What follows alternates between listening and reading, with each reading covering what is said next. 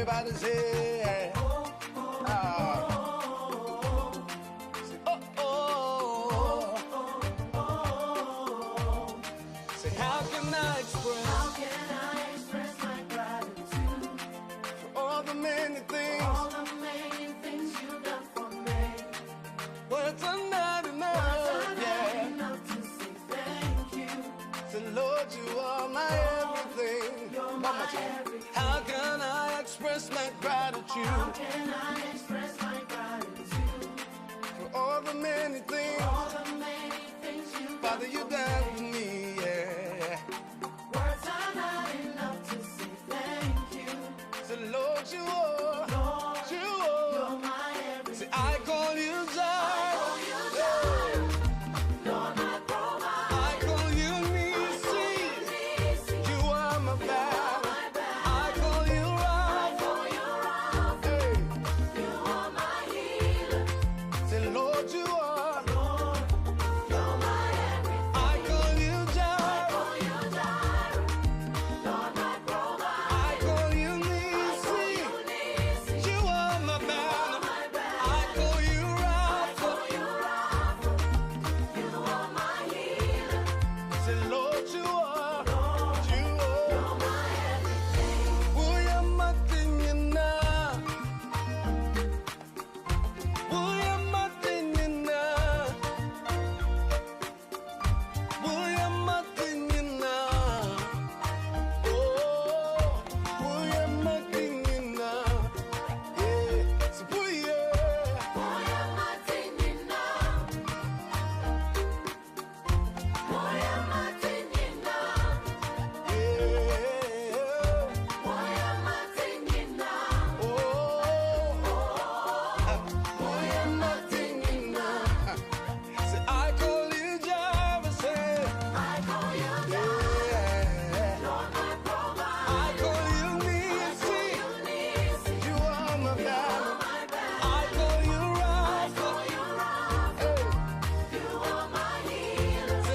You're my everything. Are you ready, everybody? All right, listen. And we are live. Ladies and gentlemen, good afternoon to you. It's another Saturday afternoon, and we coming together for a nice encounter on the community, and brought to you by BWF Solicitors. Now, the question is, how does the new government policy on British nationalisation affect me? How does it do that? We'll find out in the discussion. So let's get together into it live on BWTV and BWF Solicitors on social media platforms.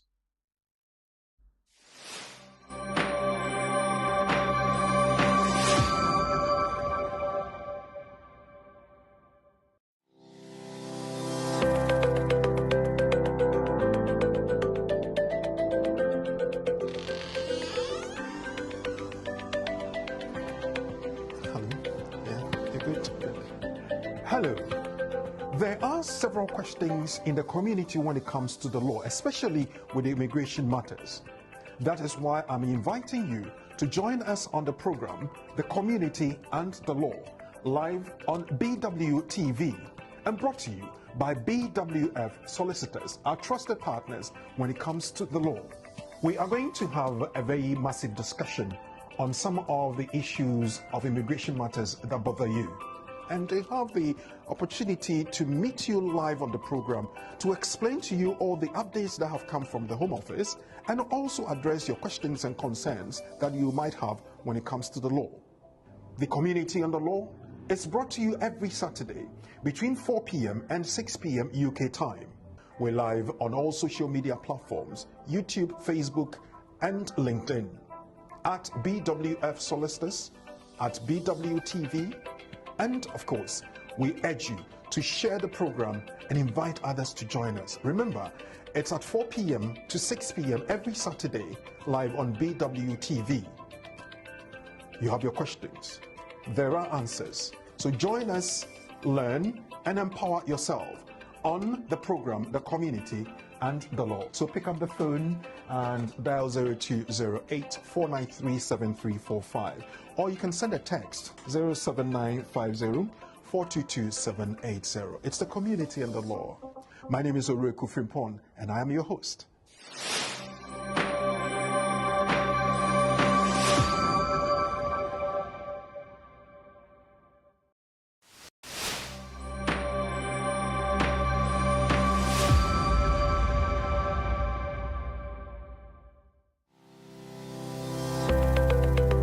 Based in London, we are a dynamic award-winning firm specialising in a range of legal services. Welcome to BWF Solicitors, a trusted and experienced law firm specialising in immigration and nationality, appeals and judicial review, dispute resolution, family and matrimonial, and other family law disputes with international context. These include matters such as private child arrangement orders, contested and uncontested divorce, non-molestation for domestic violence, and financial remedy. Our childcare and family team appreciate the issues facing you at such a difficult time. Our advice is delivered in a confidential and sensitive manner. Meet Bernard Owusu, our esteemed senior partner. With over 32 years of experience and known for his expertise and dedication to serving our clients and the community. BWF Solicitors stands for integrity, respect, excellence, teamwork, diversity, inclusion, and service to the community. We provide tailored assistance specific to your case.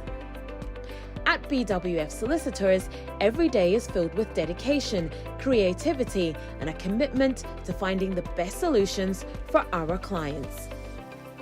Our team at BWF Solicitors is ready to assist you with all your legal needs. You can find us at the 4th floor, Anna House, 214 to 218 High Road, Seven Sisters, London, N15 4NP. Our main office line is 0208 493 7340, or our emergency line is 07712 761 884.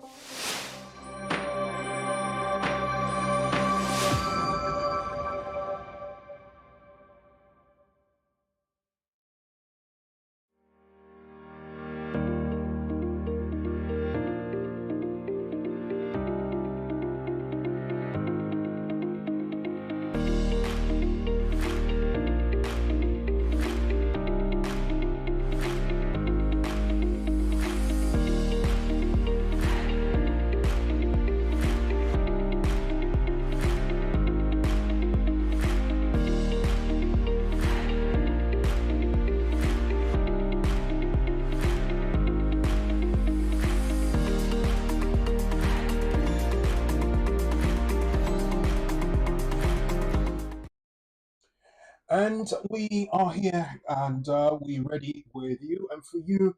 And with VWF Solicitors, we're bringing you the community and the law. My name is Uriku Frimpong. Good afternoon to you. It's another Saturday afternoon for us to meet and discuss things so pertinent to our lives here in the UK, especially when it comes to the law. This afternoon, what we're going to look at is something new that is coming up on the horizon, and it's about your naturalization and also becoming a British citizen, so to speak.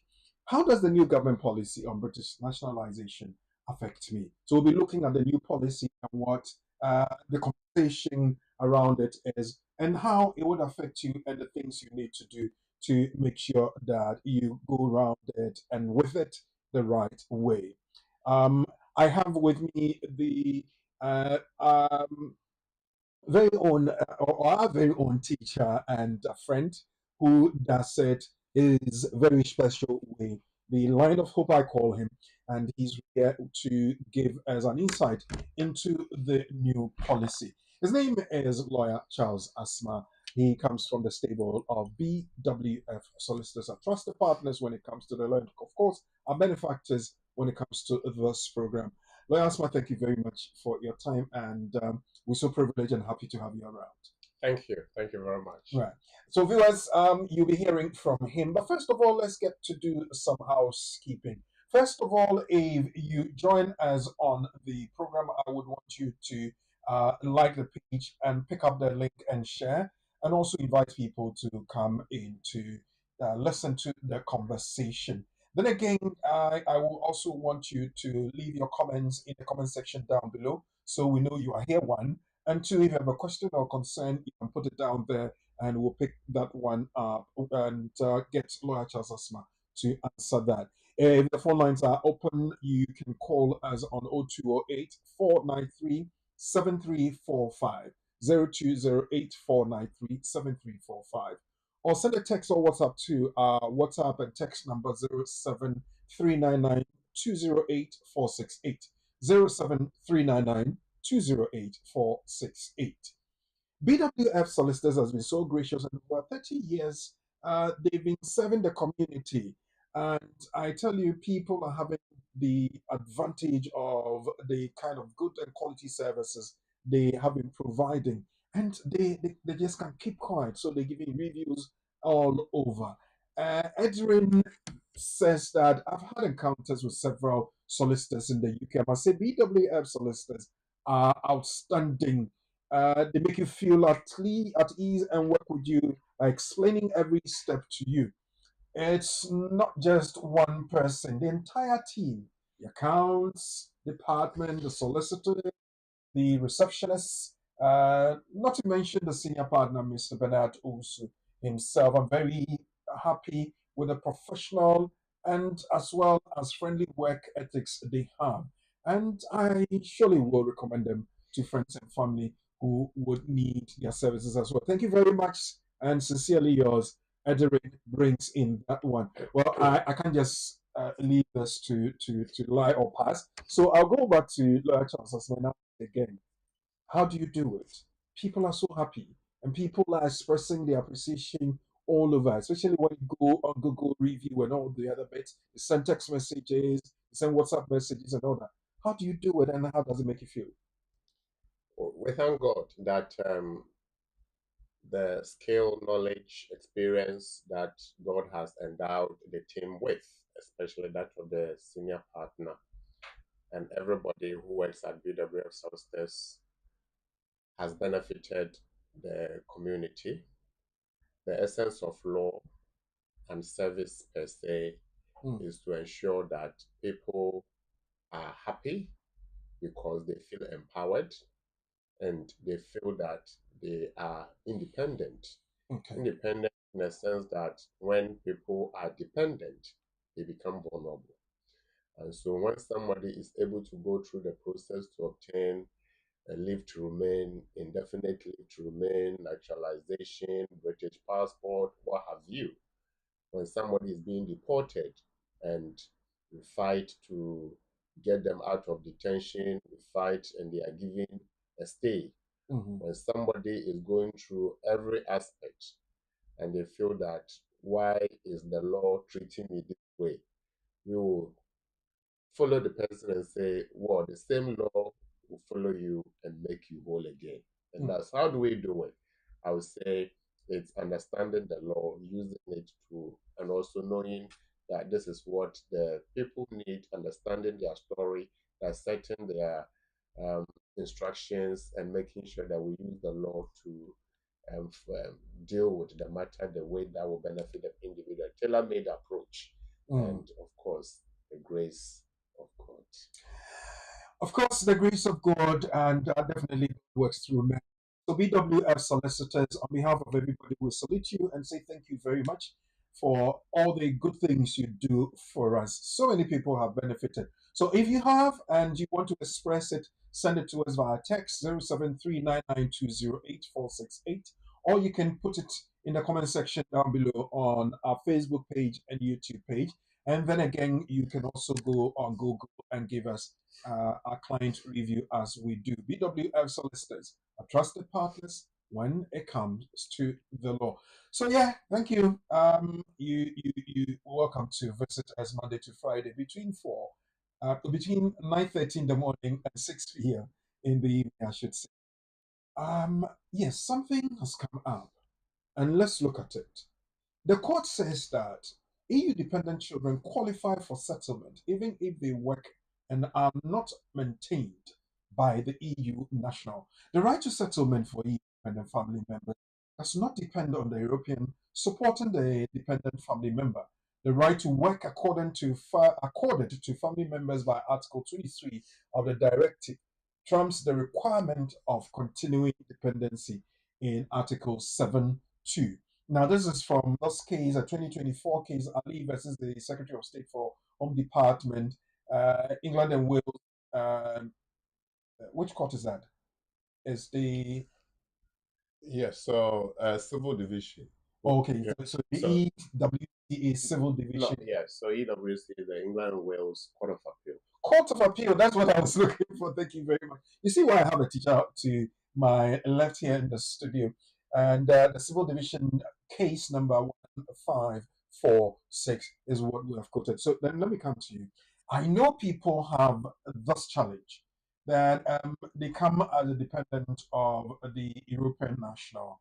And it gets to a point in time they think that when they're going for their settlement application or indefinite leave to remain, as commonly we would know it, well, they would have to prove that they were dependent on the sponsor from the very start to that point where they want to be on their own. This one is saying something else. What's going on? Okay.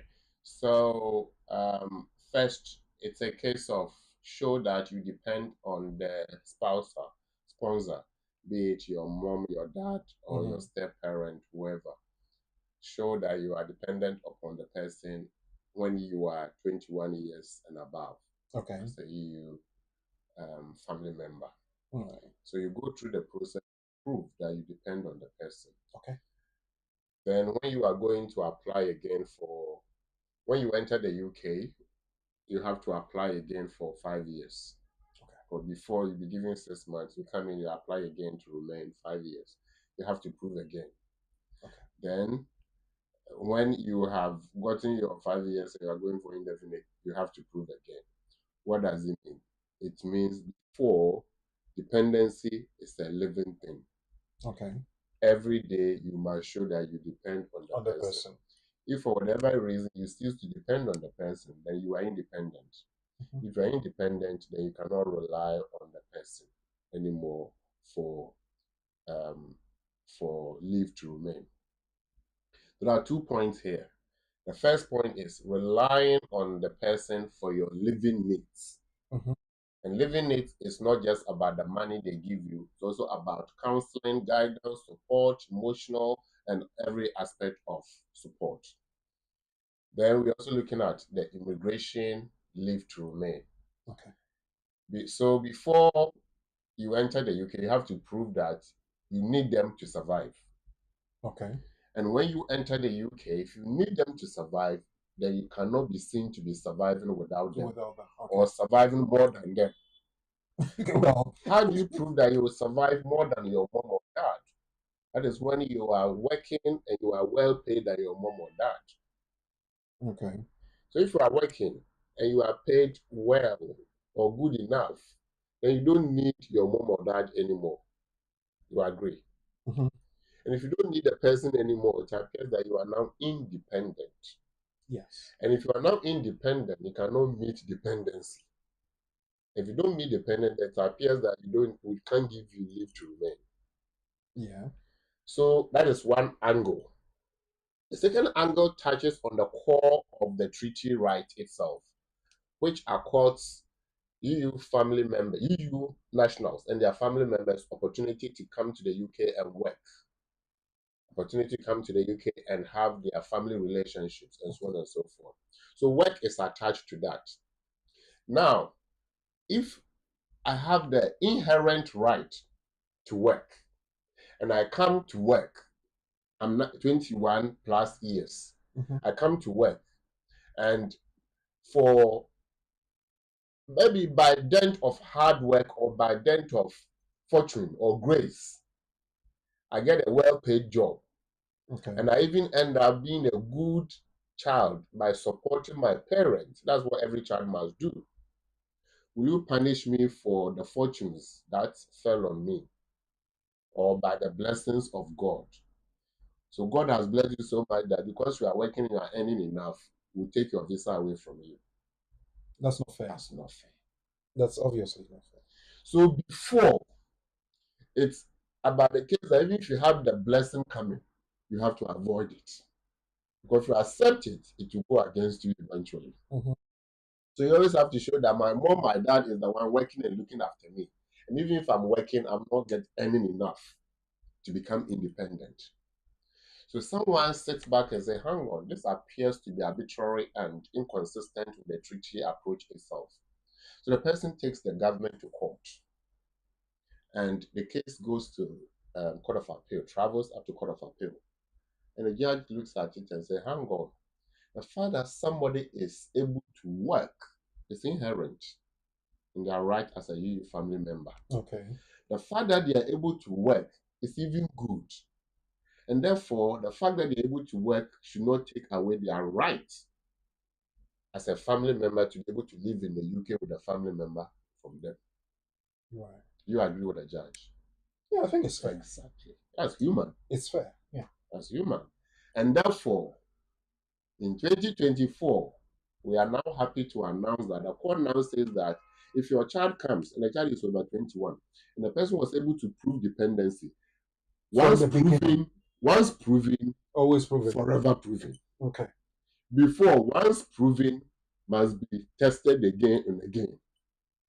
But now, once proven, forever proven. So in this case, the Court of Appeal says that that's supposed to be the case. Does it take retrospective effect, or is it just going forward? Well, laws don't often take retrospective effect unless it's been made so. And remember, this is a case law. Okay. It's a court decision. And so the court decision of 2024 cannot be applied retrospectively. Okay. So going forward, we can then refer to what the judge has said. But somebody can also rise and say that you refused me at that time, and I'm handicapped. So if this is the opportunity, can I also be given the same opportunity? That person will also go to court and say, what about those of us behind the fence? Okay. Treated this way. So if there is a gate opened for people like me, will I be allowed to enter the gate with them, or I'm punished and punished forever? If you go to court, then we'll have to analyze the case to see whether we can apply it retrospectively or not. All right. So yes, that's what it says. The court says the EU dependent children qualify for settlement even if they work and are not maintained by the EU national. The right to settlement, as the law says, does not depend upon the European supporting the dependent family member. It is accorded to that member by Article 23 of the directive, and that trumps the requirement of continuing dependency in Article 7.2. Good news. Anyway, test it if you have fallen behind, as lawyer says. And I believe that it's worth testing the law in the sense that it gets the judges thinking, it gets the law thinking, and then they will obviously apply the principles and common sense to all that. And if the judge believes that that's what it is, you may have a ruling that it does in your favor. Test the law. And you can use BWF solicitors to test the law, can't you? Yes, of course we can. And I think what people will really want to know, so what is this? This is legalistic and English. It simply means that if you came and you are still depending on you have 5 years leave to remain there, you can say you pre-settled, we call it. You are holding a pre-settled status. You are thinking that of course once you are done, you go for your settled status. Yeah. But you were told that make sure you don't show that you don't depend on the person anymore. Because if you show that you are not dependent on the person, then you won't get it. Now we are saying that fear is gone and gone forever, according to the ruling. Okay. So somebody wants to have a go at this. Let me just break my own protocol and see who we have on the line. Hello. Hello. Yes. Good afternoon. Hi. Good afternoon. Are you coming to take advantage of the new law?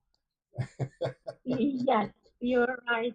Yes. So My, Shidi, your question. I What's your am, question? thank you, thank you. I am a British citizen and I have three children here Mm-hmm. in this country. Yes. And my husband just finished his 10 years route, and he's got ILR also. But 10th of February, there is a new change came into um, the Home Office update service, and my husband actually entered UK illegally. So I just Oh, hold wanted it, to know if hold it, there's hold any, it. I get your question. Interestingly, yeah, that's the topic we are going to be discussing this afternoon. So, you have come to the right place. You know what I would want you to do? I'm not asking you to drop your question, but I want you to stay with us throughout the program. We've got about an hour and a half ahead of us. Every question yeah, that you have for and about your husband's situation will be answered. in the okay. Thank discussion. you very much. Yes, Thank we will you. be doing that in the discussion. So join us on the YouTube channel or Facebook channel, BWF Solicitors or BWTV. Stay with us throughout because everything will be discussed this afternoon. All right. Thank you. Thank you. Thank you very much. Bye. Bye. Bye. Well, I know you have the same question. So stick and stay and let's do it together. Where are you on the point? I'll take it. I'll take it back when I come back. Yes, No worries. yes. I was on the point. I think it's the point about the fact that the people should no longer Be scared of that situation yeah, because and the law has find taken that care now. of that. Yeah, so Okay. it's open. So if you are working, continue to work. And if you are looking for a better job, get a better job. Don't worry about the fact that you have pre-settled. And so if you are earning more than your parent who brought you to the UK, it means you are going to end up looking after them. What if you end up looking after them? What happens? If you end up looking after them, the law says that it is good to do so, and that working more than you should be doing or earning more than you should be earning or becoming independent does not take your right away from you as a EU family member who is living with them in the UK. Yes, I know definitely you also have questions you would want to put to lawyer Charles Asma. Definitely we'll be looking at those as well. But let's look at we've looked at our nugget and can I test you on this one? This particular one says Kweku Kogwa came to the UK to join his father, an EU national. He was 22 years old when he arrived. 5 years later, the same person applied for settled status. The application was refused because the Home Office claimed that Kweku had shown that he does not depend on his father. Kweku was told he could appeal. So, what are the chances of succeeding with this appeal? Three scenarios I've given you. Kweku cannot succeed without showing that he is a dependent on his father because he's over 21 years. The appeal will succeed because the Home Office approved Kweku's pre-settled status. Then the third one, the appeal will succeed because the Court of Appeal has said that once a dependent family member has pre-settled status, he can work without maintenance from the EU national. Think about this because I'll be bringing this at the tail end of the program and we'll see what you have as your answer and we'll test to see whether you've gotten it right or not. The Community and the Law continues and is brought to you by BWF Solicitors, a trusted partners when it comes to the law.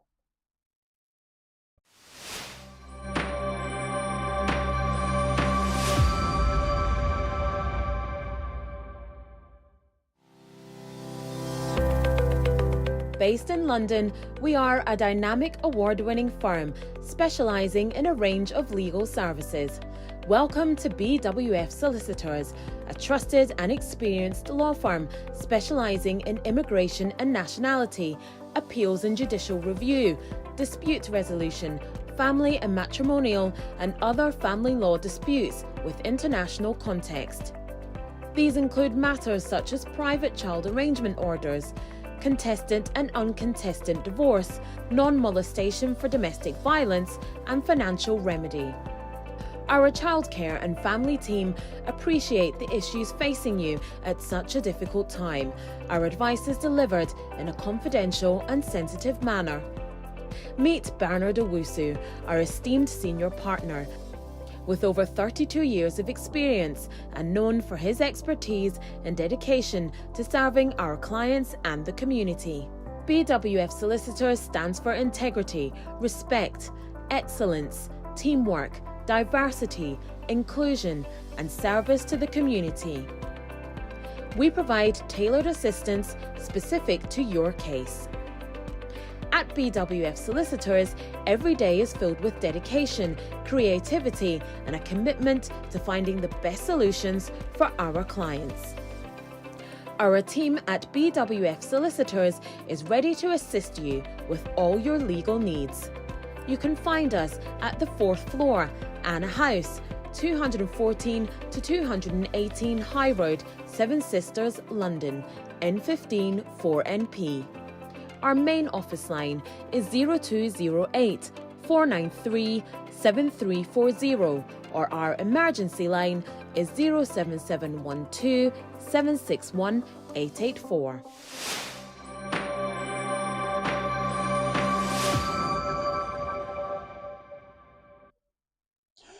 Welcome back, and thank you for sticking around as BWF Solicitors bringing us the community and the law. We live on Facebook, BWF Solicitors, and also BWTV.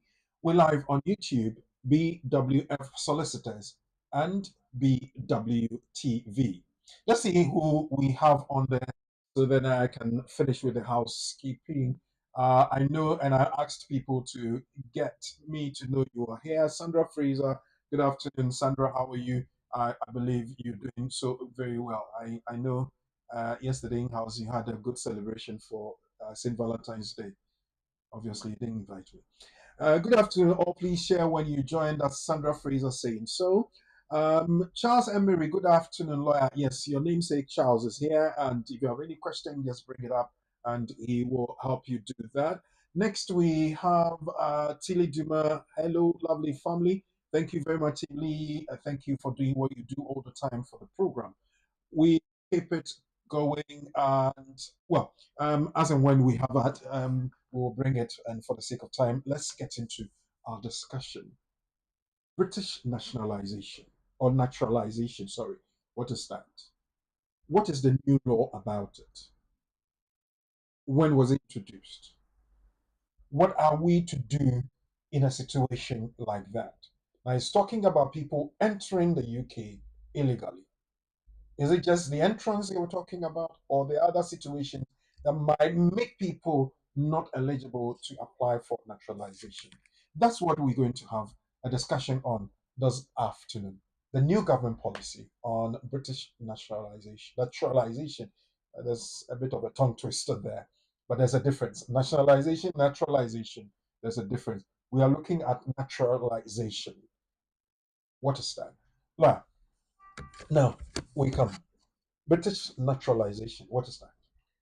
Right, thank you very much, Bravo, and viewers and listeners. So we're looking at the policy direction the government has introduced from 10th of February 2025. So just a year-old policy, and it's to do with to naturalizing in the UK. First question is, what do we mean by naturalization? Yeah. To naturalize is to become as if you were born in the UK. And that is the origin of the word nature. So you are trying to become a natural born. Okay. So to become a natural born, the law says that you have to do certain things. And once you go through the process and you are granted, you have naturalized and you have become a British citizen. So naturalization simply means an adult who is applying to be considered for British nationality. Okay. And you said a process. So you go through that process. Can anybody at all apply to become a British citizen? So we have British citizenship that is automatic, and British citizenship that is by to be granted. Okay. So we have for children and we have for adults. Okay. So for children, we're talking about registering the child to become a British citizen. Okay. And for adults, we're talking of naturalizing the adult to become a British citizen. Either way, these active exercises are underpinned by the British Nationality Law Act of 1981. So what we're going to do is to look at the basis to this conversation, the law underpinning this. So producer will take us to, if it's available, the British Nationality Act 1981. We'll look at for children, we'll look at for adults. Okay, so we're looking at the legislation, British Nationality Act of 1981. So it tells how people become British citizens. Okay. So if you look at this, section 1, the preamble to section 1, it says acquisition after commencement. That means after the law, this law is made. Remember, before the law was made, it was automatic. If you were born in the UK, just like in the US, if you were born in the UK, on a UK soil, you became a British citizen. Okay. The law was changed, and therefore you had to go through a process to become. And so it says, upon commencement, this is how it will be done. Acquisition by birth. And so section 1 is about those who have been born in the UK to British nationals or people with indefinite. They have automatic citizenship. By descent, section 2, those with grandparent or parent with that we've discussed before, they will go to free and all that. But within, so if you look at 3, for example, it says by registration. Okay. So here it didn't say by acquisition, sorry, by birth. It says by what? Registration. What it means is that here you have to go through the process. So one of the process is registration. And you see that it's minors. So for children under the age of 18 years who qualify. So that is children. Then we go down to section 6, which deals with adults. Yeah, that's acquisition, so, acquisition by naturalization by adults. So adults, if the person is 18 years and above, the person is an adult, and therefore they have to go through the naturalization process. We look at both. But for children, suffice to say that if the child is applying, the child must show good character. Good character simply means that your behavior is something that is acceptable to the public. And so if your behavior abhors, if the public abhors that behavior, then you cannot be given citizenship, criminality, and all that. But we'll go through good character exercise very soon. Then naturalization for adults is, again, there's good character exercise there. But again, if you're an adult, you have to show certain things. The key thing being that you have your indefinite, you have this, and you have that, life in the UK, which is under Schedule 1 of Section 6. And again, it will tell you that, please, opens Section 6 for us. Okay, so Brother, you're going to take us through the bit that talks about suitability. If the Secretary of State feels that you are a person of, so 1 to go down, is that the end? Okay, that's fine. Leave it there. And okay, so if you go up, Brother, if you can just read there. So it says 6, acquisition by naturalization. If on an application for naturalization, a British citizen made by a person of full age and capacity, the Secretary of State is satisfied that the applicant fulfills the requirements of Schedule 1 for naturalization as such a citizen under this subsection, he may, if he thinks fit, grant him a certificate of naturalization as a citizen. Good. What's the phrase there? If the Secretary of State what? Thinks it is necessary or appropriate, fit to give. That means there is a clause. You have to meet certain conditions demonstrated or stated under Schedule 1 of that section. We'll go to that schedule. And it says if you have gone through the process. So producer, please take us back to the content page and go to Schedule 1. Down. No, well, go Oh, maybe up. Okay, up. Well, we're Yeah, looking at the bottom of the yeah. page. So we're going down to the bottom. So whichever way you take us there. So So down that to the go end. past 6 to the end. Yes. So you see the shadows. The end. Down, down. Oh, go down to the end. Yeah, shadow 1. Yes. Okay, so let's expand the shadow So 1 what does it say? Requirement for naturalization. naturalization. Good. So If we could click on that and open it up. right. So what are the requirements?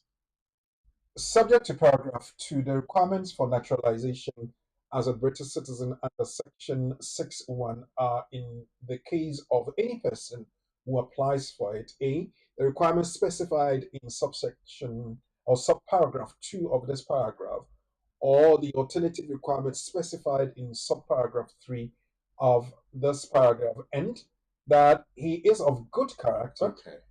and that he has sufficient knowledge of the English, Welsh, and Scottish Gaelic language, and that he has sufficient knowledge about life in the UK, and that either his intentions are such that in the event of a certificate of naturalization as a British citizen being granted to him, his home, or if he has more than one, his principal home will be in the United Kingdom.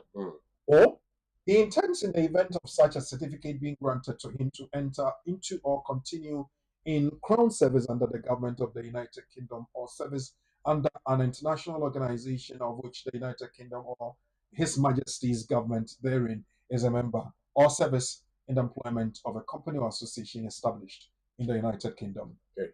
All right. So so somebody can meet all the requirements under Shadow 1, but the person will be left with one.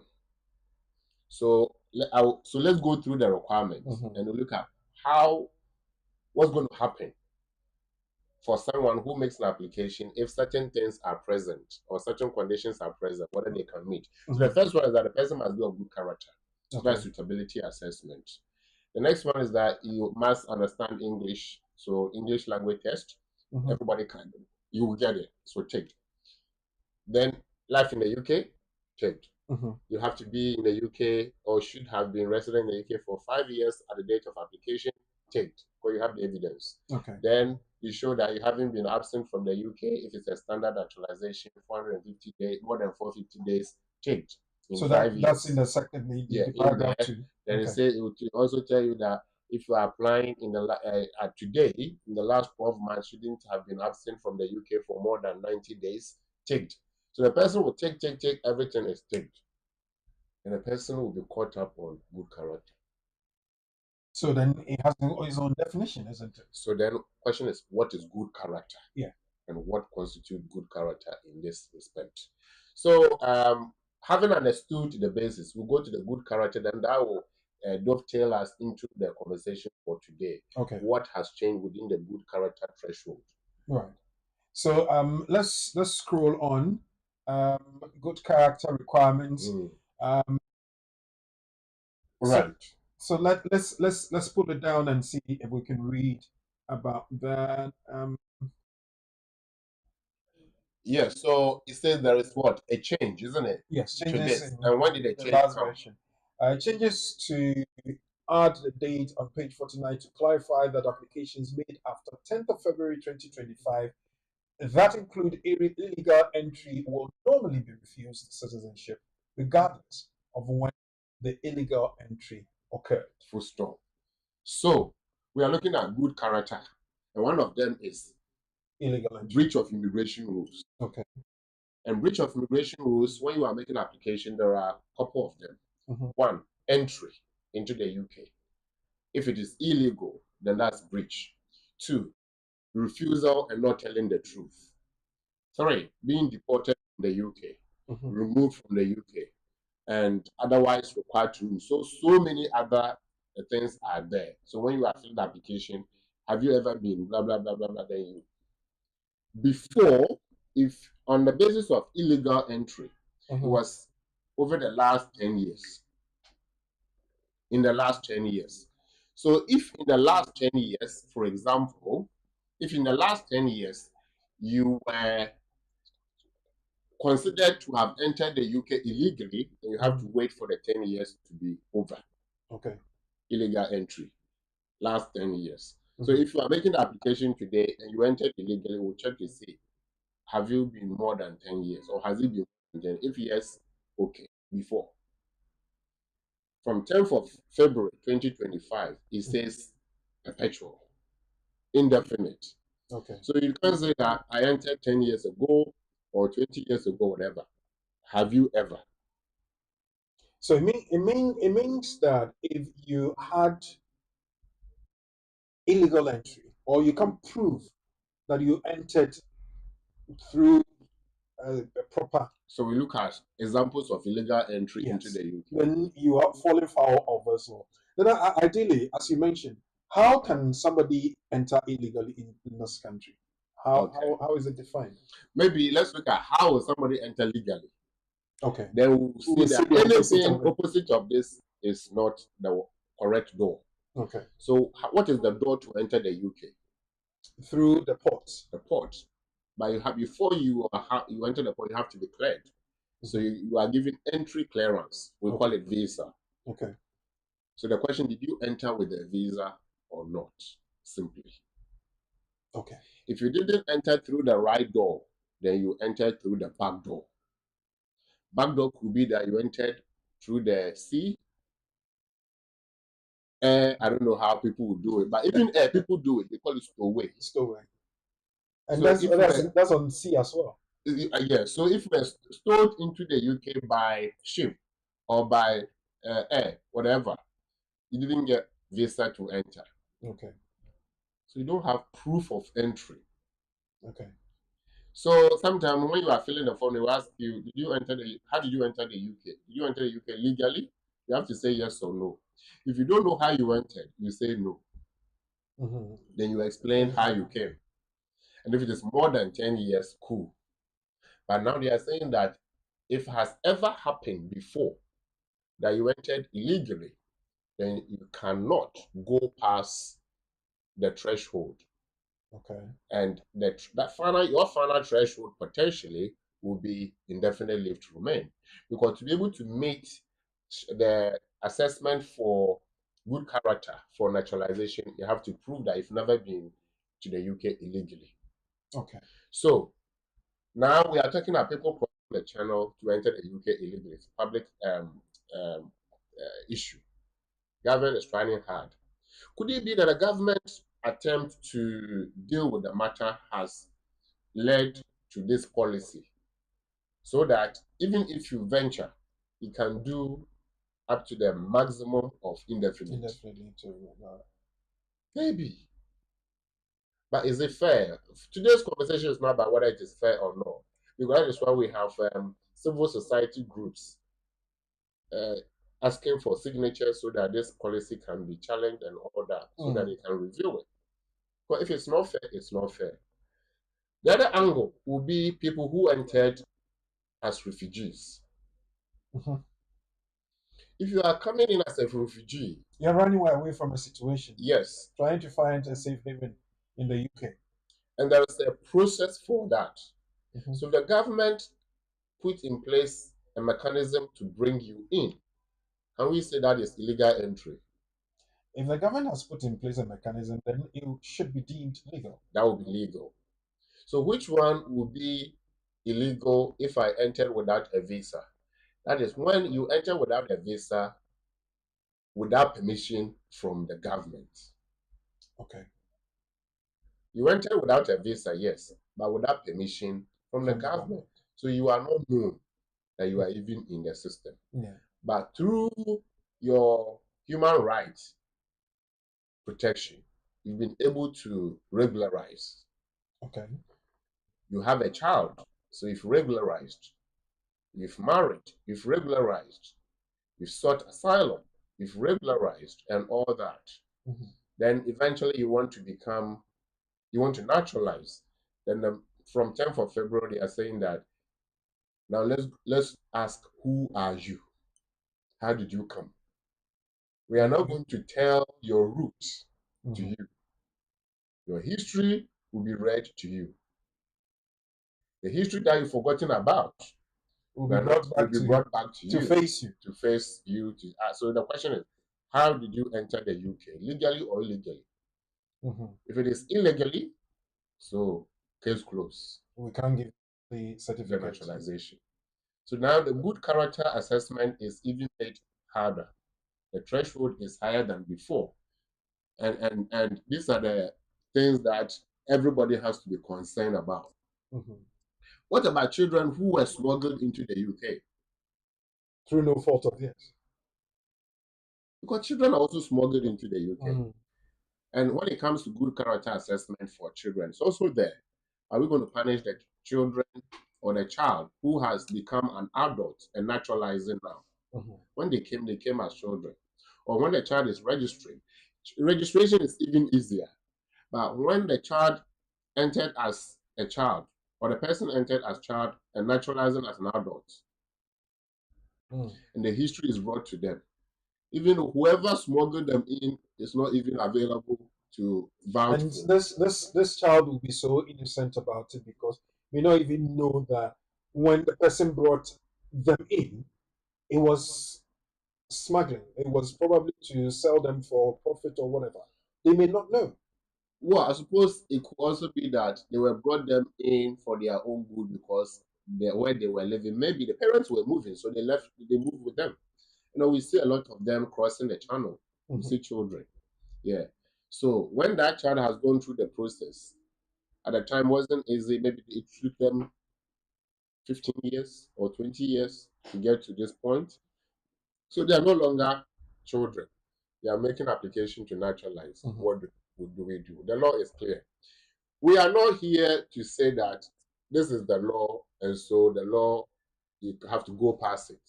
We are pointing out to you that the law has come. And until the government makes a change or makes an exception, we have to live with it. Okay. And therefore, it doesn't mean that you cannot apply for indefinite leave to remain. It is the naturalization. It is the naturalization citizenship that is the case now. So you can apply for your indefinite leave to remain, but there's somebody who is applying to naturalize. They came in illegally. They went through the asylum process. You know, there are two aspects. So with the asylum aspect, once you smuggle yourself into, they find you and give you protection if you have a good story. Or the government, when considering what is happening, for example, in Ukraine, will put together a Ukraine policy and bring those people in and integrate them. So those people would have entered without a visa, but with the government consent. Good. Okay. Permission. So those people cannot be deemed to have entered illegally. There will be exceptions. There will be exceptions because if the government brought me, I wouldn't say no. I would say yes, and I have to explain how. Okay. I don't have a visa to show. I didn't enter with a visa.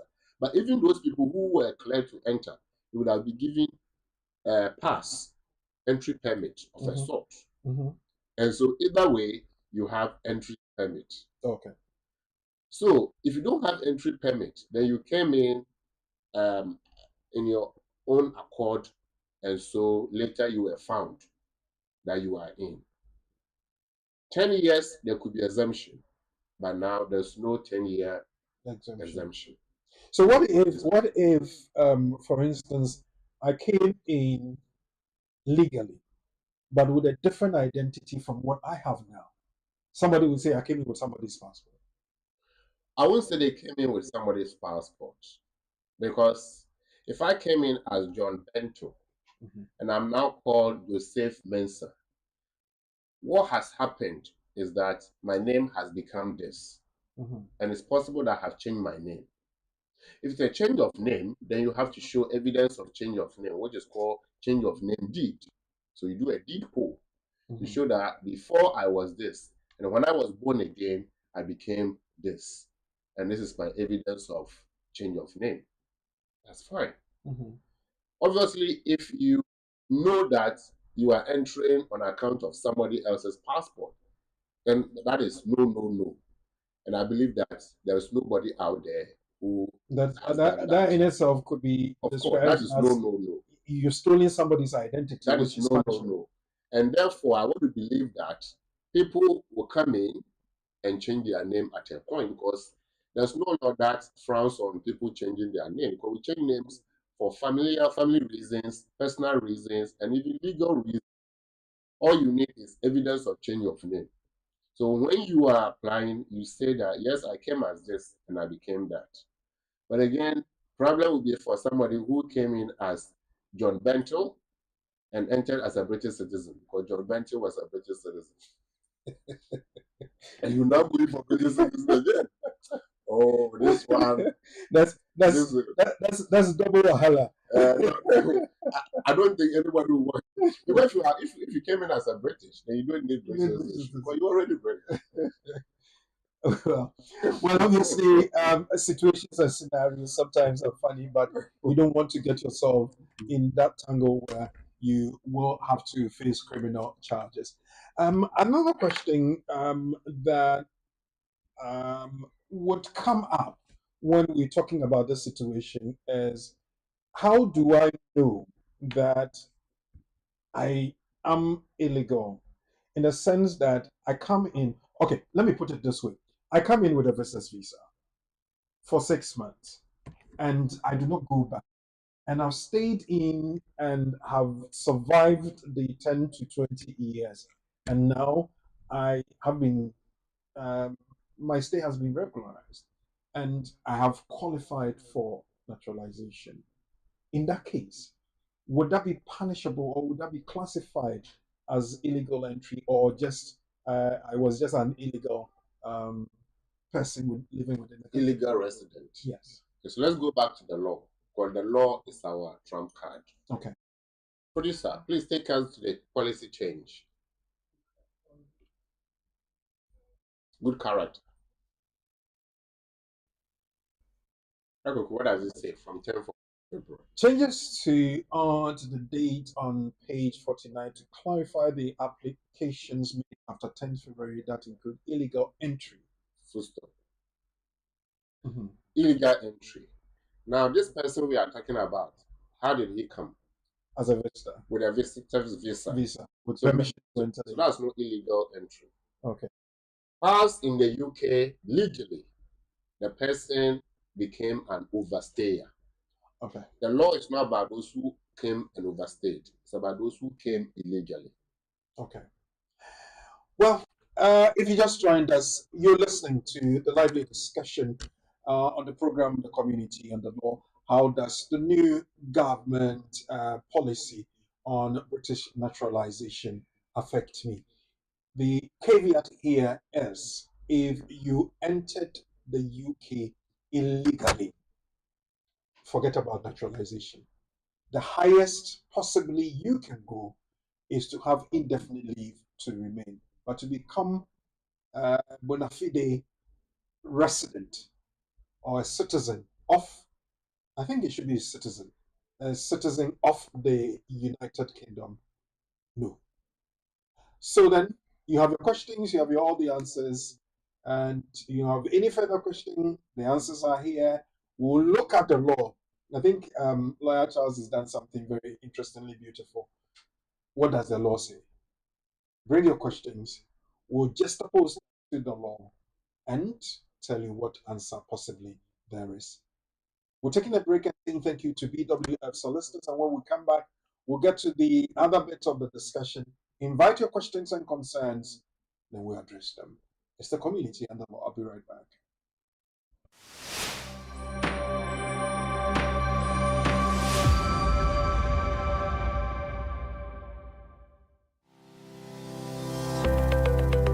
Based in London, we are a dynamic award-winning firm specialising in a range of legal services. Welcome to BWF Solicitors, a trusted and experienced law firm specialising in immigration and nationality, appeals and judicial review, dispute resolution, family and matrimonial, and other family law disputes with international context. These include matters such as private child arrangement orders, contestant and uncontested divorce, non-molestation for domestic violence, and financial remedy. Our childcare and family team appreciate the issues facing you at such a difficult time. Our advice is delivered in a confidential and sensitive manner. Meet Bernard Owusu, our esteemed senior partner. With over 32 years of experience and known for his expertise and dedication to serving our clients and the community. BWF Solicitors stands for integrity, respect, excellence, teamwork, diversity, inclusion, and service to the community. We provide tailored assistance specific to your case. At BWF Solicitors, every day is filled with dedication, creativity, and a commitment to finding the best solutions for our clients. Our team at BWF Solicitors is ready to assist you with all your legal needs. You can find us at the 4th floor, Anna House, 214 to 218 High Road, Seven Sisters, London, N15 4NP. Our main office line is 0208 493 7340, or our emergency line is 07712 761 884.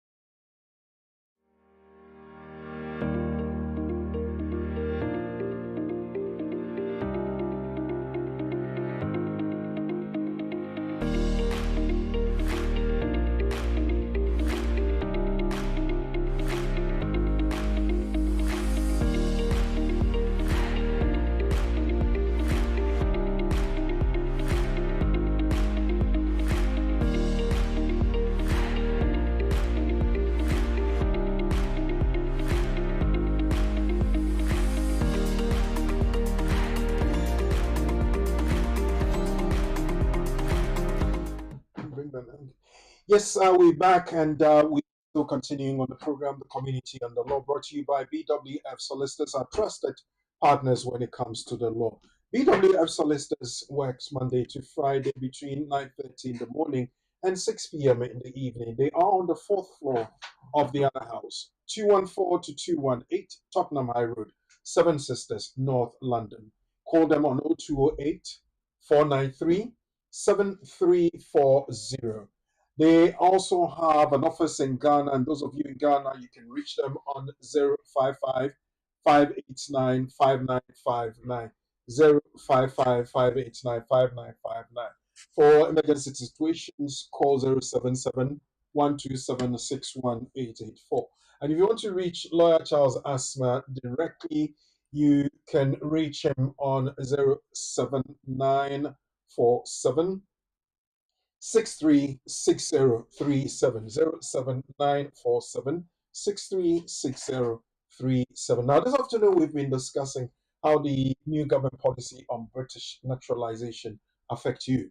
And we have looked at the only caveat, and the situation here is that if you have entered the UK illegally, no matter how far back, they will find out and you can't meet that threshold to qualify to apply for naturalization. The highest probably you can go, as the law states now, is to get indefinitely to remain. If you have any question, put in the comment section down below on Facebook and YouTube. Text it to us on 07399208468. 07399208468. That's for text messages and WhatsApp messages. Or you can call us on 0208 493 7345. We had somebody call us earlier on, and I hope your question has been answered. If it's not, and you don't have a further question, this is the time for you to join us again to put your question to Lawyer Charles Asma.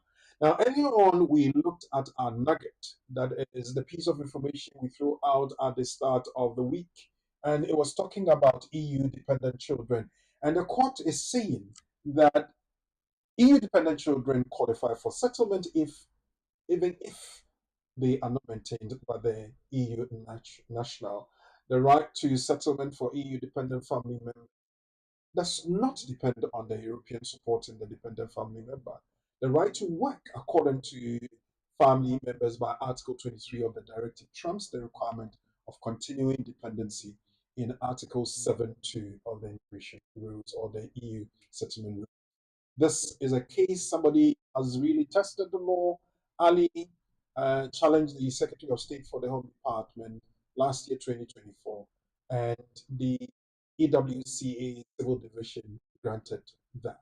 That was case number 1546. So let's go to the lines again, 0208-493-7345. Hello.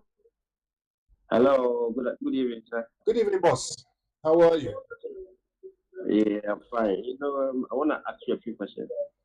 Yes, go ahead, ask me here. Okay. Actually, I'm on humanitarian protection, and I want to find out if I'm part of those people. You're on humanitarian protection. Wow. All right. Okay. Yeah. So how far are you with this journey? Okay. So the starting point. How did you enter the UK? Okay, I came with the a 6 months visa. Yeah. You came to the UK with a visa. Yeah. So before you sought asylum, you had overstayed, right? No, I never overstayed. I did it at the airport. Oh, you But came I didn't come from Ghana. I came from South Africa. And I know. Ghana is just one country. There are so many other countries that people come from. So I understand. But the point I'm making is when you came from South Africa, you came with a visa, right? Yeah, 6 months visa. Yeah. 6 months visa. And at the airport, you said that if you go back to South Africa, you have troubles there. And so they should let you stay forever, right? Yeah. And they give you humanitarian protection. And you've gone through, what do you have at the moment? I have humanitarian protection. What visa? Okay, so how far are you? Are you close to are you close to naturalization? No, I'm not going to indefinite leave to remain. You are going for your indefinite. All right. So the law says that those who entered illegally, do you think you entered illegally or you entered legally? As a fact, that's what I was. I don't even know, but I came here with a visit visa. Okay, so you were given a visa from the embassy in South Africa, and you go to the airport and you told them that, you know what, visitor's visa is not actually what's going to help me. If I go back, I may die, so keep me, and they kept you, right? Yeah. Right. So you came with your 6 month visa, right? Yes. That means that is legal entry to the airport. Okay. So the question you want to ask yourself is, did I enter UK first day with a visa or no visa? If it is visa, then that's legal. That's how people enter UK. Okay. Then this change is not for you. Okay. Thank you. Question number 2. No, it's okay. That's all I want. Oh, okay. That's So good. number 1 answers all the rest. It doesn't it? Yeah, that's fine. That's fine. Okay. All right. Thank you very much for your time and your question. Yes. So if you have any question, you may call 0208-493-7345 or send a text or WhatsApp to 0739 208-468. 07399208-468. Lawyer, let's get this clarification. I think that may confuse a lot of people. Illegal entry does not include coming in with a visitor's visa and overstaying. It does not. Yes. Because if you entered with a visitor's visa, that is legal entry. So you are fine. Okay. So all those who did not enter with the paper might have entered illegally or without permission. Okay. Yeah, because if you wanted permission, you go to the embassy and get it. Or the government will come and pick you up and say, I'm taking you away because of whatever is happening in your country. But if yours is not like that, and you found your way in without clearance, then that would be illegal personal entry. Let me put it that way. Yeah. So there are a lot of parameters to Okay. this policy angle. Okay. Yeah. Well, last week, those of you who were on the program, I played a video, and interestingly, a couple of days after that, this new policy has come through. I want to ask lawyer, the conservative leader, Madam Kenny, is making some proposition. Interestingly, this has come kind of at the back of that.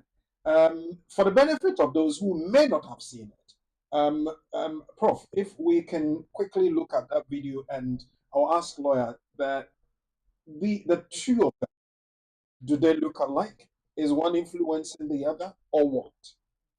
Let's go. Britain is our home. It's not a hotel. It's time to tell the truth on immigration and propose real plans to do something about it. I want to reduce immigration and make living here actually mean something. We need to change the way our immigration system works. So I'm announcing that the Conservative Party is going to do the following things differently. 1. If you want to stay in our country permanently and apply for indefinite leave to remain, the time you have to live here before you apply will increase from 5 years to 10 years. 2. You will have to be a net contributor with a high enough salary, especially if you want to bring family members with you. And if you've got a criminal record, you're banned. 3. If you've claimed benefits or need social housing, you can't even apply. 4. We will increase the time before you can apply for a British passport from 12 months to 5 years, meaning it will take a minimum of 15 years to start an application. 5. If you enter this country illegally or outstay your visa, you will be banned from ever gaining leave to remain or a passport. These changes, on top of a strict numerical cap on numbers, will constitute the most robust changes ever made to our immigration system. Lower numbers, secure borders, and an immigration system that finally works for the British people. This is another step in our plan to control our immigration system. If you agree, join us and let's get it done. Well, it says if you agree, join. How different Are they is joining? no? Like it's labor joining, more or less. Well, this is proposition from the opposition party. But questioning is, if you look at some of the points that she was outlining, one of them kind of resembles what we have. Questioning is it not coming events casting their shadows? My friend on the phone, just hold on. Let me get this. Okay, Sure. let me get your question first. Laura will come back to that. Hello. Oh, hello. Good evening. Greetings to you all. Yes. My name is KK. Right. My question is, let's say a child, let's say small girl, into the country when, let's say, he was around 4 years under a false identity, and then continue using the false identity, went to school and everything, then obtain indefinite leave to remain when he was, let's say, 19 under the false identity. He now proceeded to obtain his British citizenship. Now, it came to light, somehow it came to light that the identity was a false identity. So then the British passport, let's say, was revoked. However, his legal representative was able to obtain indefinite stay in his real identity, virtue of the fact that when he came here, he was a child and he's lived here for that long. Now, what we say after obtaining the indefinite, let's say he was 20 years when he obtained that indefinite in his real name. After a year, when he's 21, he can obtain, he can apply to naturalize. What we say, bearing in mind the age at which he obtained the indefinite leave in his false identity. Thank you. Okay. Would you want to stay on and have a chat with our lawyer? There may be further questions to clarify the whole Right. situation. So just stay on. Will Yeah, do. yeah, hi, KK, how are you? I'm good. I'm good. Thank you. So this is legal and at the same time academic exercise. Your the topic for the theory. Um, so this is somebody who went through the mill and they said that no, you cannot stay where you are. The person started the process. Ordinarily, the person would have been sent back, but for Article 8 reasons, private life possibly, the person started the process, right? Yes. Went through Article 8, private life process, right? Yes. And so there's no barrier on Article 8 leave to remain. There's no barrier on indefinite leave to remain. Now, this person is going to make an application to naturalize under Section 6 of the British Nationality Act, Schedule 1. It says good character. The person is applying after 10th of February 2025. And the question that will come is, how did you enter the UK? What would this person say? Because it has already come to light that the person entered illegally, right? Yes. So that fact is already known to the authorities. And therefore, it will be a case of a battle in court. If the court will make an exception of this, that a person entered without his knowledge, and so you can't punish the person. But again, if the person wanted to fight this, why did they not fight when they got to the final destination? And they accepted the charge and started the process again. Are you with me? I'm with you. So if they accepted the charge, the claim against them that you cannot be a citizen but a good character, and they have started the whole process, have they been absorbed of that good character charge? No, as far as today is concerned, right? Right. So if they are not absorbed or been cleansed of that charge, then the same thing again now. They cannot make progress. Right. Yeah. Okay. Okay. And also our thinking, and also the fact that the deception continued when he attained the age of adulthood, not adulthood, like when he came or became of age, like when he was 19. So it means that he knew that the identity was wrong, and yet he continued deceiving the Home Office. So then he will also be punished for that as well, because he was an adult at that time. I think it's a case that the Home Office can also stand on that as well. That's what I think. Yeah, I agree. I mean, for him, he just wants to know whether this change will affect him, isn't it? Yes, that's correct. Yeah, and as up to this point of our conversation, what will you tell him It will affect him. and why? Well, because he entered illegally. Exactly, And that's also the the catch. deception continued when he was an Exactly. adult. So it's not even about the continuing deception, but the fact that he entered illegally. The law says if you enter illegally, you can never become British. Yes, but at the same time, if they say if you enter illegally, but he was a child, he was a minor, so you can't punish him for that. Yeah, well, yeah. Then they will go for the second one to say that okay, the deception continued when you were an adult. No, they won't go for that. They won't go for that because there is another way to get him. Because if you knew that they were wrong before, when they charged you for illegal entry, that bit, when they revoked their citizenship and took your right away, remember, he told us that. If you wanted to fight, you could have fought at that point that you can't punish me for the sins of my helpers. Right. But he didn't do that. So why would he do it today? Right. But I think he did, but they told him that the deception, he fell on that argument that they can't punish him when, for the wrong when he was a minor. Yeah. But they went for him on the grounds that, but the deception continued when you were of age, you were an adult. Okay. To deceive the Home Office. Right. So that's why they were able to take it away from him. Good. So now the point there is not because the change in the policy is not about deception, it's about legal entry. So if he is going today The only question they will ask him on the application form is, have you entered the UK illegally? Ever? Oh, okay. And if the answer is yes, full stop, you can't make progress. You can go and submit the application, pay the money, but the application will be rejected. Right. Because you don't meet the criteria. Right. Yeah. And he can't turn around and say, oh, why would you punish me? It's not my fault. But if it wasn't your fault, we told you before that you can't steal. So, I mean, this is a fine case to fight in court, for example, if he wants to test the constitutionality of this point. You see what the judges will say. That, hang on, yes, I'm starting afresh.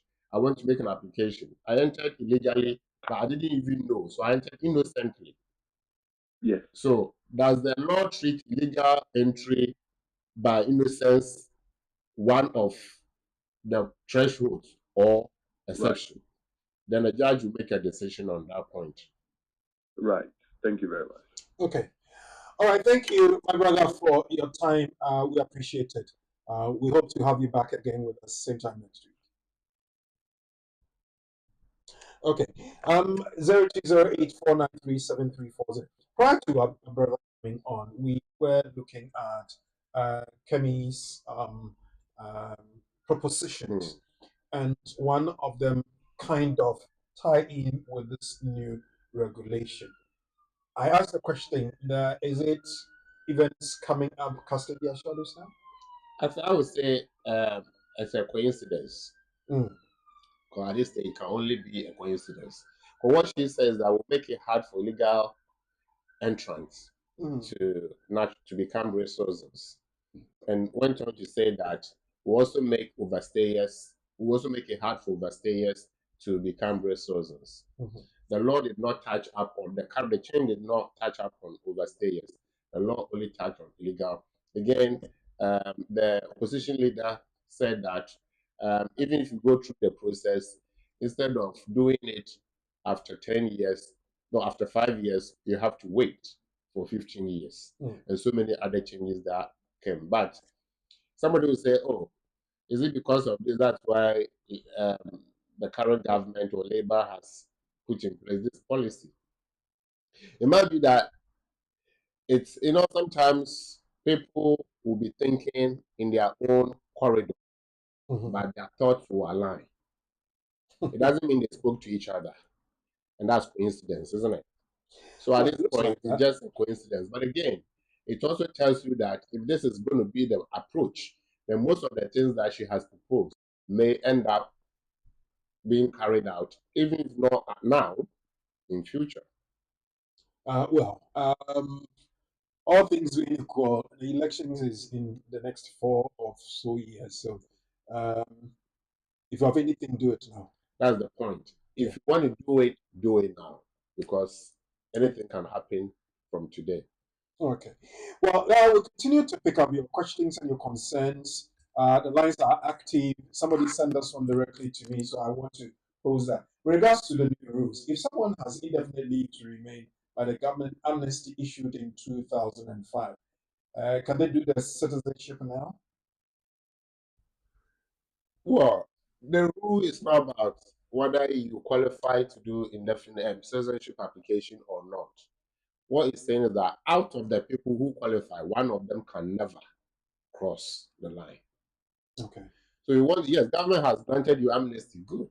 And that's what happens. But once you come in, you become illegal, you legalize, then you move on and you get what you want. But the question here is, this person who got the amnesty in 2005, how did he enter the UK? Because it's no longer about 10 years expiration, it's forever. So the question to our brother or sister is that, how did our friend enter the UK before he was given amnesty? Okay. If you entered genuinely and overstayed, that's fine. This doesn't affect you. Well, keep them coming through 0208-493-7345, 0739-208-468. Joey, or Joy, so to speak. What about you came here on a visitor's visa but overstayed? Can they get indefinite leave to remain, I guess? Of course. Yeah. Okay. So how? I suppose the person wants to know how. That's what Joy needs, not yes or no. Yes, so Joy, our brother or sister came in as a visitor whilst in the UK, or they were meant to go, they couldn't go. That's fact of life. Things change. Now they have been here for some time. Whilst in the UK, the person becomes a parent of a British child. The law says that a British parent of a British child can apply to remain with the child. So maybe the person was granted limited leave, and after that progresses. But the rule at the moment is that if you have been with 2.5 limited leave to remain up to 10 years, you can apply to become a settled person or permanent resident. So can they do that? If that is the process they are following, yes, they can. Yes, we can. And if you are also available to ask your question, the lines are active 0208 493 7345. Hello. Oh, hello there. I have a question, a bit slightly different, but it's concerning our indefinite leave to remain and become a citizen. No problem. My position is on the 10-year route. I came illegally, but I ended up staying. I've got 2 kids. They're both British, and they're fine. So it's me on the 10-year route, and I'm in my 4th to 5th year. But I have a partner who's not the father of the kids. He's British, and based on what Kim is saying, I've got 7 more years to go because I have to hit the 10 years, and then after indefinite before. But he's panicking a little bit. He's like, should we get married? So like fast track everything. And I'm like, I don't want to do anything to make it look like I'm fast tracking. You said something. Sorry for interrupting. You said something based on what Kemi said. That is not the law. Yes. That is a proposition that has not been accepted. You remember, if you watch the video, right, at the end of it, it says, if you agree, join us to push it.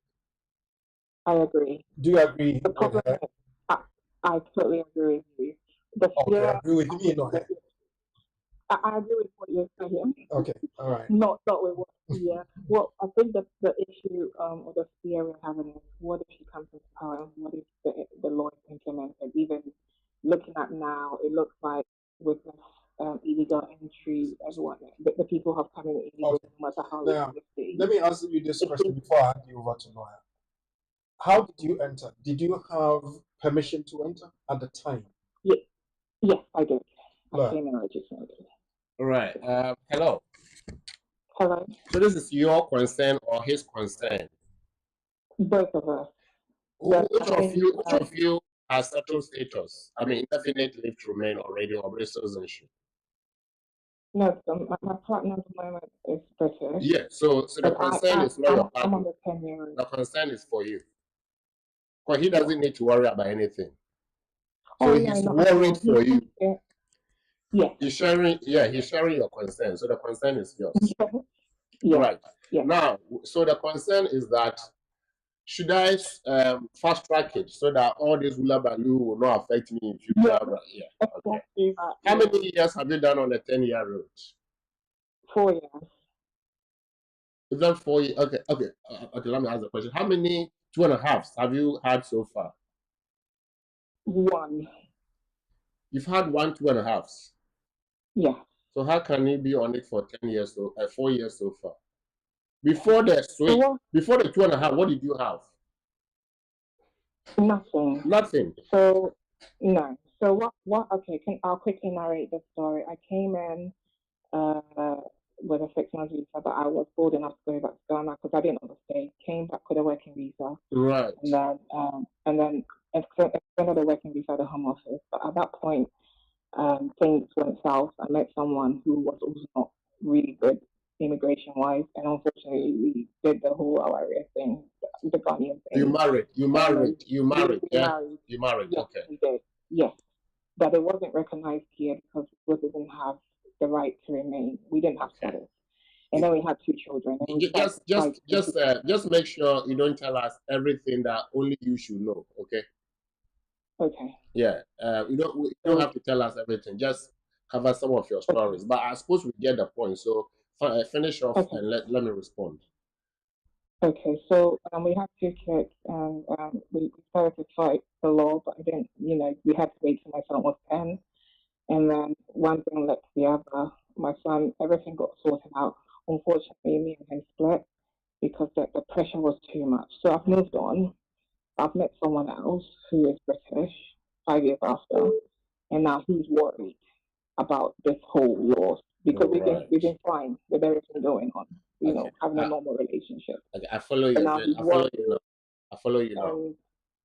and he now wants me to fast track it. He's asking if we get married, would this whole Huda balloon indefinitely can be exempted, and can it drive straight to British passport? That means having to go through it, and what if the laws change after 4 years?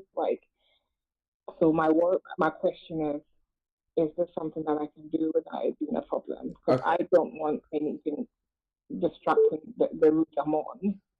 All right. So that's what I'm at. Thank you for sharing your story with us. Okay, so I'm not going to say yes or no, but I'm going to give you a clarification that will help you to say yes or no to yourself. Okay. Okay. Now you've done 4 years legally, right? Legally. Part of 2.5 family and part of work. So technically, you've got 6 years to go. Yeah, 7.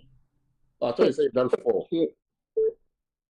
I've done 4, so I think the 7th till British citizenship, but 6 to English. Oh no! You have to get your indefinite leave first. You have to get indefinite leave first before you go to your naturalization. So let's talk about first things first. So the rules say that to get indefinite, you have to look at the mix of different things you've had, which are legal, and put them together. If it's 10 years, you can apply for settlement on the basis of your long residence in the UK. So the long residence, you look at being a student, being a worker, being a parent, being a partner, or the mixed bag.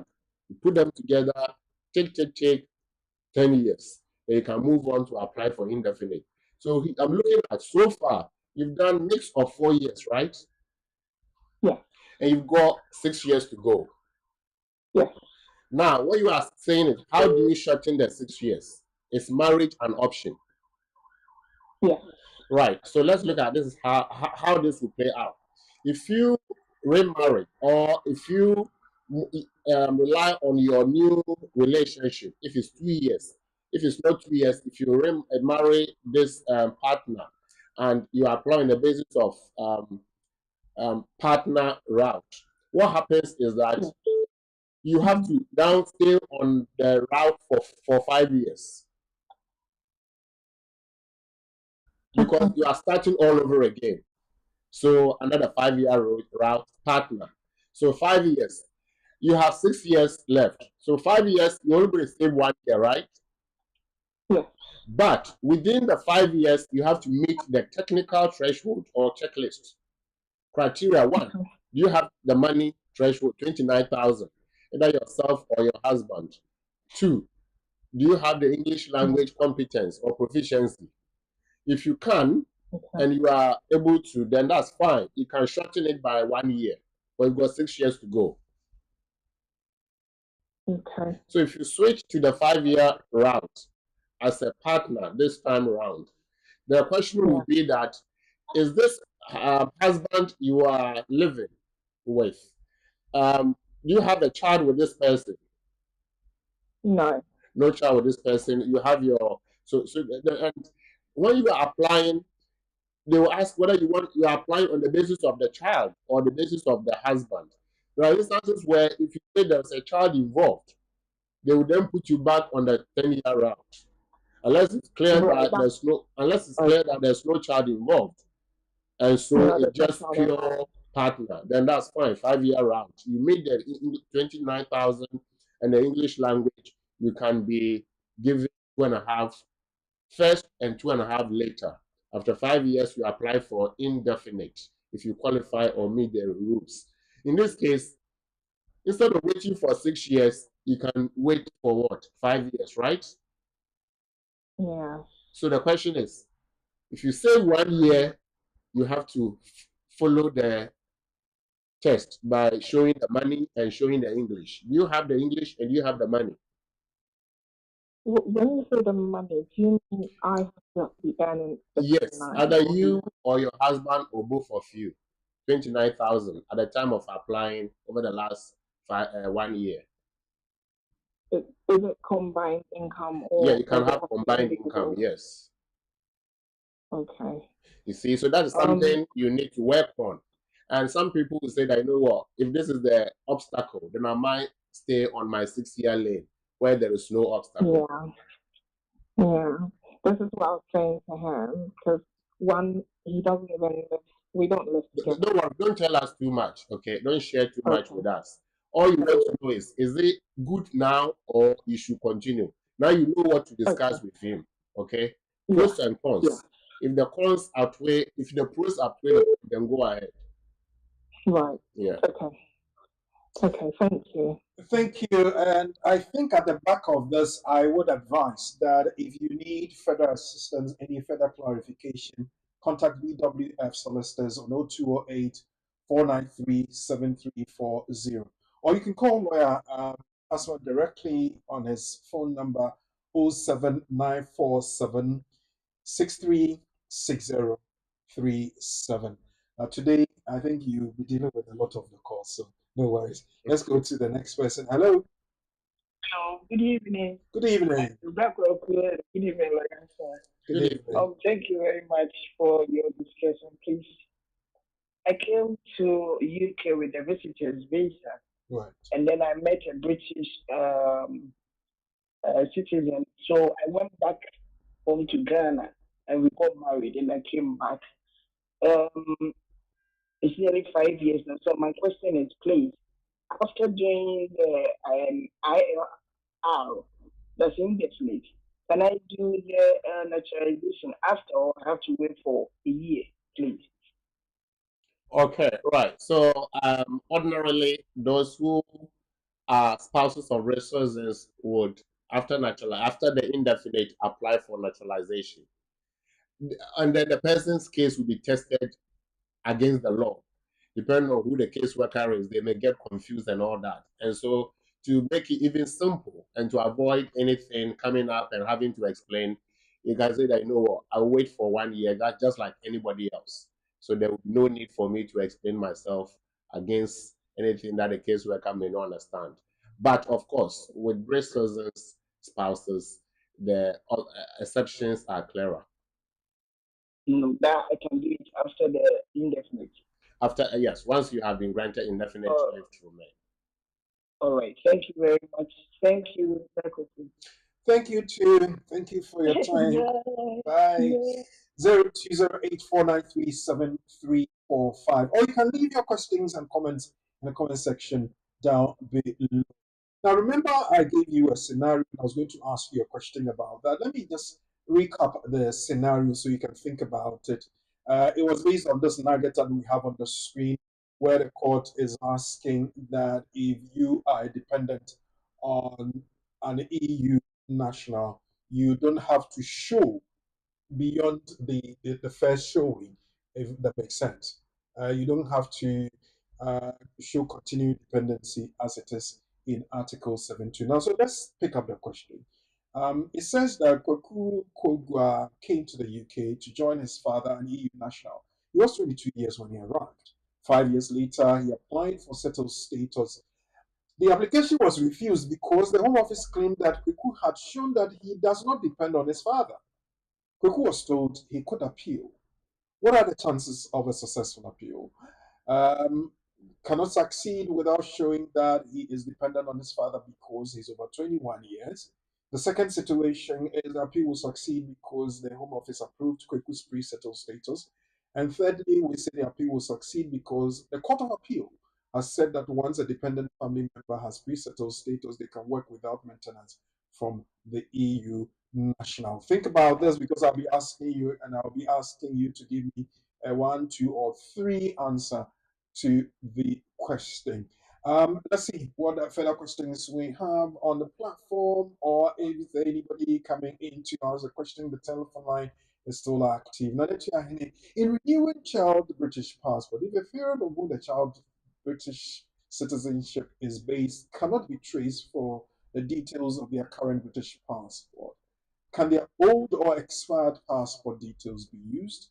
The other parent who is renewing is not British land. Well, I think this question came up, and Lawyer Eunice has said, I don't know whether it came from Nana himself, but the position is clearer. At any point in time, one of the parents will make the application for passport for the child. And so they will ask who is applying for this for the child. If you indicate that it is John, because at the time, John is the parent who has the British citizenship. John is applying for the child. When the application is being renewed, the question will come up again, who is renewing for the child? So why is it not John again? Your question is, can I use John's passport just to prove that it is John doing it? If they want to come back for clarification, they will come back for clarification. But at a point where John has to sign something, that is where you may struggle to progress. So we cannot say yes. At the back of, on the blind side of John, go ahead and use what you have. We can't really tell how the officials at the passport office will treat this evidence. So I would say it depends on what happens. If they come back for more, then John will have to be there to respond. If they come back for more, John will have to be there to respond. Let's see what else we have. I will ask you to continue to think about the scenario because I'll be asking for the answers anyway. Can I bring my child who has had a cataract surgery to the UK for further review? I have indefinitely. If yes, which route is my child going to apply for? All right, child who has surgery. Okay. So the child is entering the UK for medical treatment. So they have to apply for a visa, visitor's visa. And the reason is not family visit, but medical treatment. If the question, the second part is if I have indefinite. Oh, well, you don't necessarily have to because you have to. It's not because you have indefinite. When the child is sick and the money to support to ensure her treatment or his treatment abroad, that's fine. Not because you have indefinite leave to remain. Now, if yes, so I think we've explained the route. Now, the second part is once my child has entered the UK, after the treatment, can my child remain with me so that I can continue to look after my child in the UK? I have indefinite leave to remain. Okay. Then the answer will be yes, because the child has a parent in the UK who is present and settled. The child will make an application on the basis that they have a qualifying parent. In this case, the child will say that my mother or father was looking after me abroad. Now I'm here. So it is easier for me to remain. Again, I'm sick and my treatment will require support. And so being here with my mom or father or dad is much better. And on the basis of Human Rights Article 8, discretion will be made that it will be unreasonable to let the child relocate simply because they came with a visitor visa. So these are the options you have. First, they come for the treatment, and when they enter, you apply to see if they can allow the child to remain with you on the basis of your indefinite leave to remain. Well, QT, thank you. That's for your answer. We are going to take a quick break and come back to pick up your answers on the question I posed you. But if you have any further questions, you can call BWF Solicitors on 0208-493-7340. Those of you in Ghana, you can get them on 055-589-5959. Emergency situations, call 077-127-61884. And if you want to reach Lawyer Charles Asma, yes, call 07947636037. 07947636037. We'll take your answers right after this.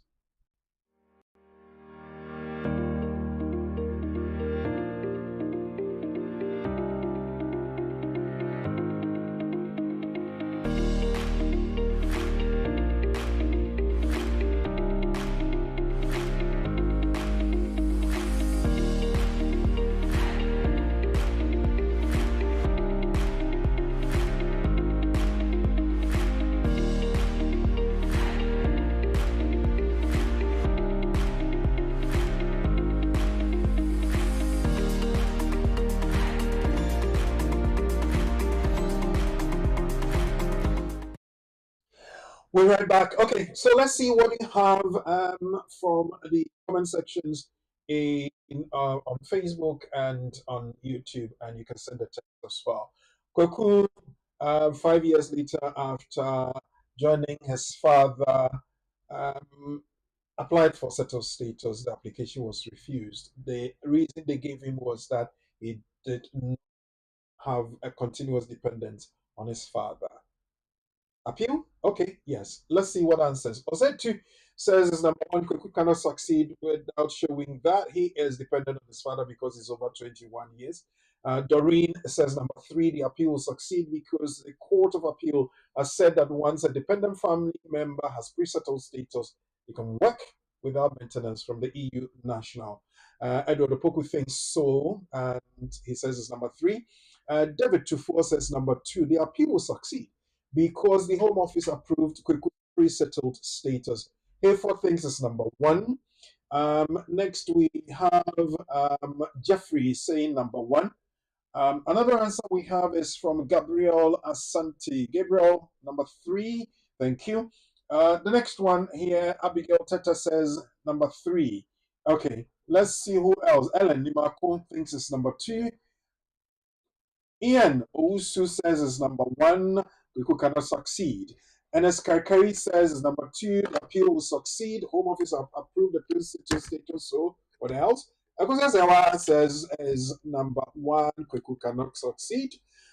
Tilly thinks it's number three. The appeal will succeed because of the Court of Appeal ruling that we had talked about earlier on. Ajua AJ says number one. Kweku cannot succeed. Kevin the Champon says it's number three, the Court of Appeal situation. Yes. Okay, now let's move on to Messi Amwa. Messi says it's number two, the appeal will succeed because the Home Office approved Kweku's pre-settled status. Elimination by rough tactics, somebody would say. Let's see what the expert will say the answer is. Lawyer. Right. So when a matter goes to court, it's not a discretionary assessment. It's what the issue is and what the laws say in dealing with that issue. So the issue for Kweku will be that for Home Office, Kweku is the one appealing.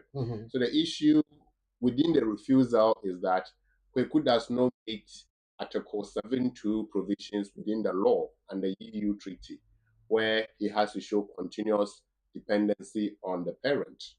That's the issue. And he's been refused settled status because he's now independent. Is Home Office right to do that?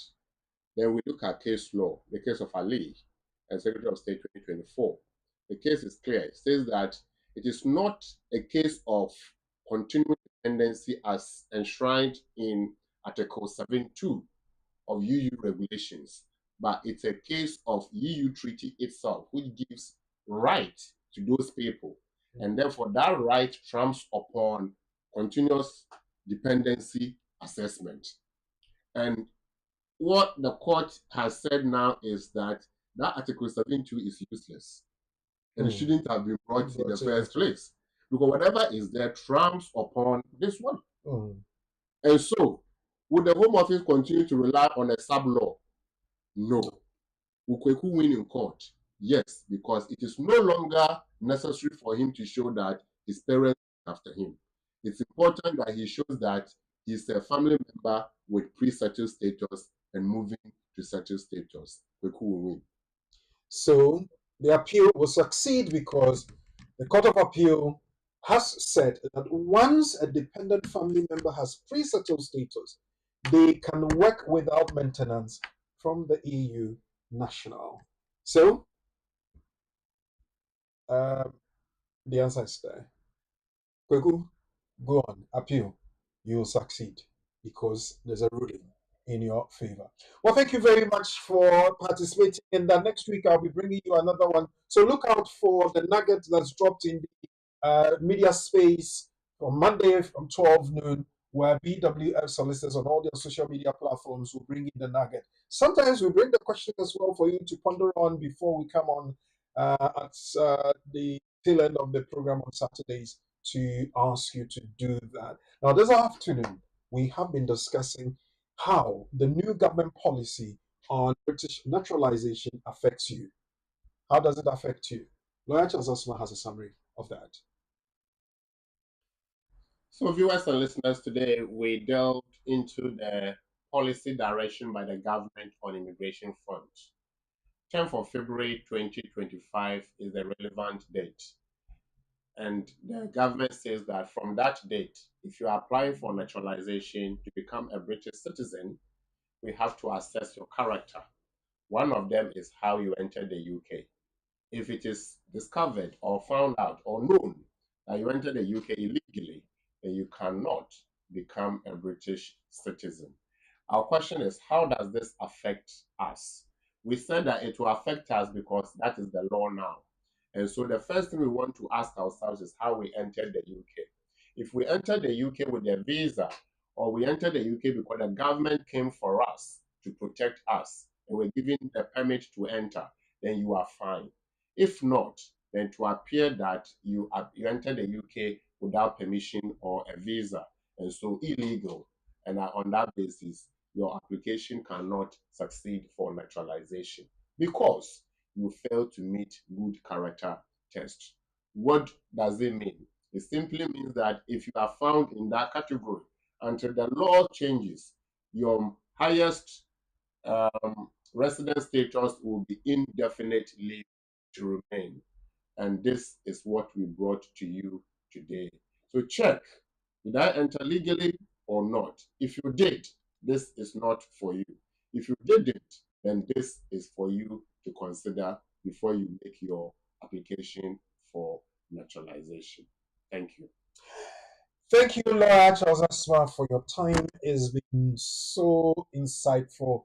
And the people who have had the chance to ask questions, I know you will agree with me that we have benefited from the explanation of the law that has changed effective the 10th of February 2025. I know people are asking questions, you have further ones to ask, and all the rest of it. You can call BWF Solicitors on 0208 493 7340. 0208 493 7340. Or in emergency situations, you need a lawyer, quick, call 077 127 61884. Or you can call Lawyer Charles Asma himself directly on 07947 636037. 07947 636037. I'm going to ask you to give us reviews as people have done and tell the rest of the world that BWF Solicitors is doing a wonderful job for you. We have had several of them, and one is this particular one I read to you earlier on, and I want you to do the same.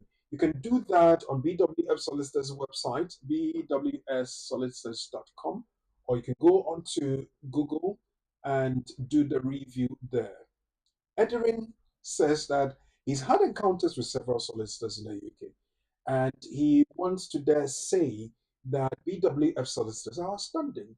They make you feel at ease and work with you by explaining every step of the situation to you.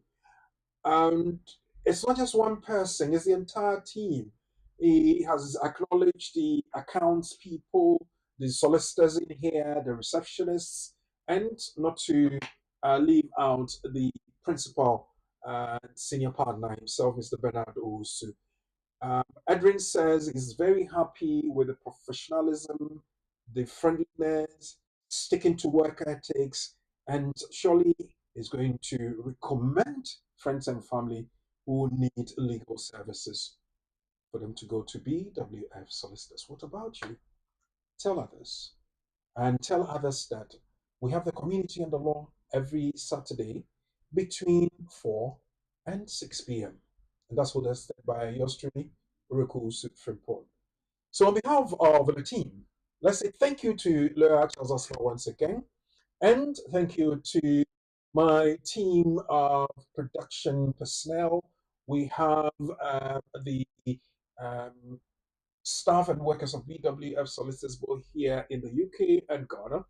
We have Padmododu, who does all the aesthetics and the artwork. Shilankara does all the admin and the um, co-production. And to Professor Ade, my indefatigable producer and director. My name is Oreku Frimpong. Thank you. Have a good rest of the weekend. We'll meet again, same time next week. Good evening.